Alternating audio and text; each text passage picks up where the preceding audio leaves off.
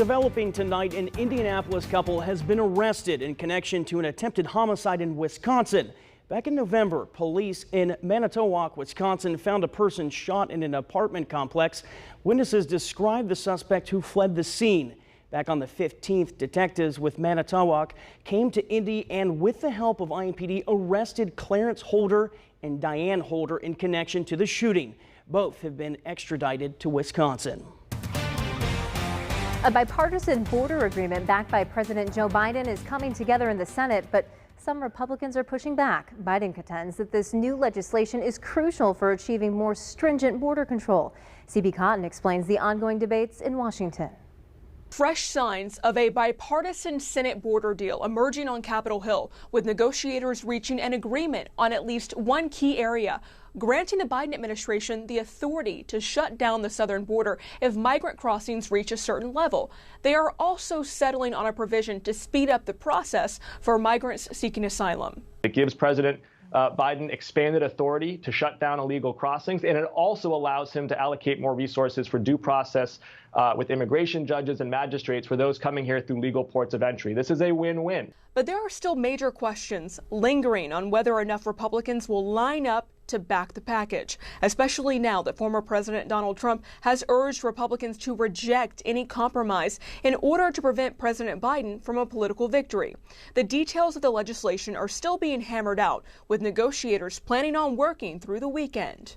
We haven't seen any text or language about the deal. I've been very, very solid in my response of I will not vote for anything that makes illegal legal. A sign of the challenges that remain, House Speaker Mike Johnson is calling the deal dead on arrival in the House. And without some GOP backing, Congress will leave critical aid to both Ukraine and Israel hanging in the balance. That this is going to be a political football probably for the next 12 months and potentially going farther. Lawmakers plan on releasing the bill text early next week. In New York, CB Cotton, Fox News.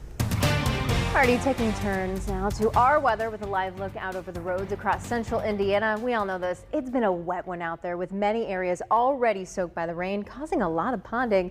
So just remember, if you guys do need to go out there, just be careful. And Ethan, I feel like I have not seen the sun in what, like a week? I don't even know if I've seen the sun in 2024. We are under today was the 6th day where we had cloudy skies, Jenny. 6th consecutive day. Okay, well, it feels like a month. Yeah, exactly. But this is that time of the year. This is the cloudiest time of the year. And unfortunately, no sign, at least until later next week, when we could get a little bit more in the way of some sunshine. Still raining over in Westfield. Here's the view over in Grand Park, where it's 39 degrees, although the rain is slowly but surely lightening up there. And then here's Hickory Stick Golf Club in Greenwood, where the rain has stopped. This is what we call the dry slot of this system, and that's exactly what's going on.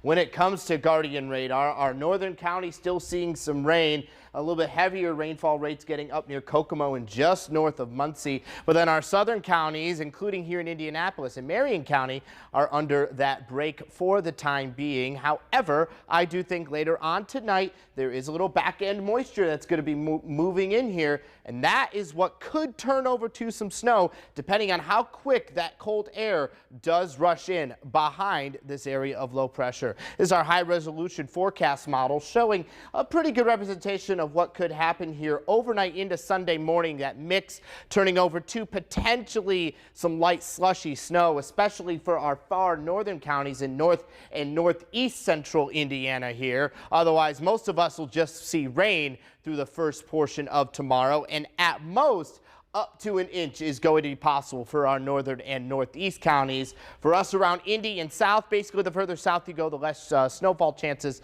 we'll have here. Maybe a dusting, but mainly this is going to be a rainmaker.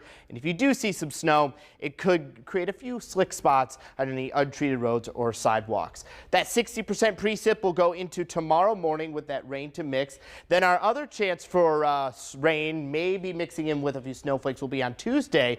Otherwise, everything else for the week, it's actually going to be some needed relief.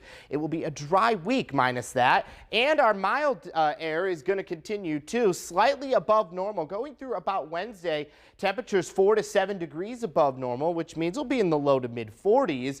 And Thursday and Friday is when the real-time mild, kind of like what we had in the 50s, will be back here. Now, something that I do want to bring some good news tomorrow. Kind of a milestone. First 6 o'clock sunset of the year occurs tomorrow night.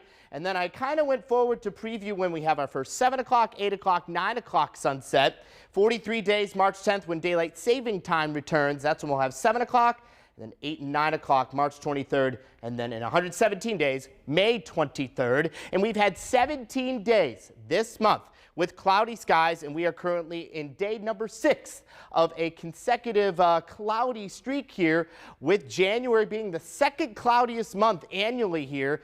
40% sunshine we normally should see. We've only seen 18% of our possible sunshine, and here's the 7-day that I'll show you exactly what I mean.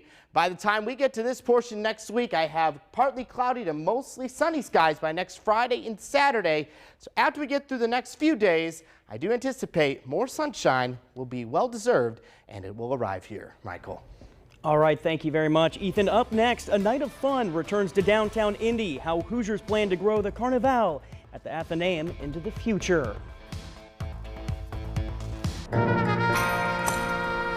Fishing trip hit